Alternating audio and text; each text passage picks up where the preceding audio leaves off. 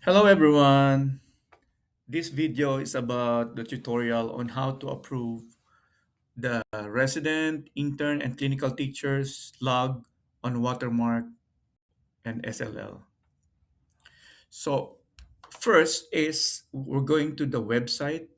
Uh, I will show you two ways. The first way is you can write UTRGV Watermark login. So from there, you're going to click the how to access and complete an SLL assignment. And then you're going to click utrgv.edu.edu/watermark. So in my case, since I already opened my watermark or I'm on my access for UTRGV, so it went through this automatically. But in your case, you need to type your school district email address and then your password. Okay, that's the first way. The other way is this, no? So I'm going to type, maybe just leave the HTTPS. HTTPS, uh, and then I'm going to write SLL, that watermarkinsight.com. So it's already there.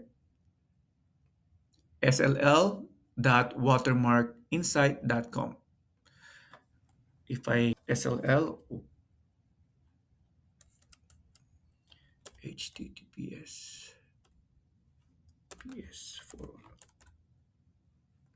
SLL watermark.insight.com. Enter. So on my end, it went through directly to my watermark. But on your case, it going to ask you for the the login, which is your school password or school email, and then your password. Okay. Now let's start with this. So I'm going to use this. So I'm going to click Student Learning and Licensure.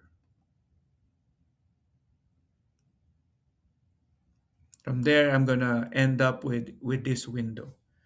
So I'm going to use my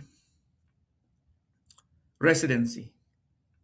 I'm gonna click my residency here. CTRI 4602. Most of you are already familiar with this window. So for mentors, these are the link that you click to submit some work or assignment or signatures. Okay. But in the goal for this video is to how to approve student log. So I'm going to click this tab here. From there, I'm going to find my student names.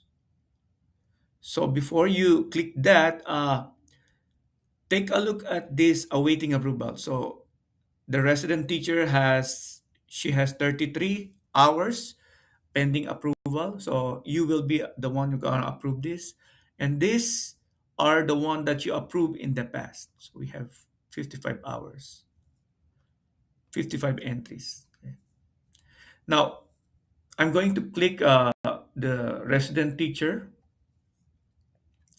From there, the way I look at this is two ways. Either click this, you will see the time that they clock in and then they left the school and the duration of that day and then their topic. Okay. Usually, I look at the topic description must be one paragraph, maybe 5 to 8 sentences. So the purpose of that is this is a daily reflection of what they learned from that day. This is a requirement. The reason is it's part of the certification is reflection, how to get better for the next day. So I require them to write at least one paragraph on the description. Now, I will approve or reject.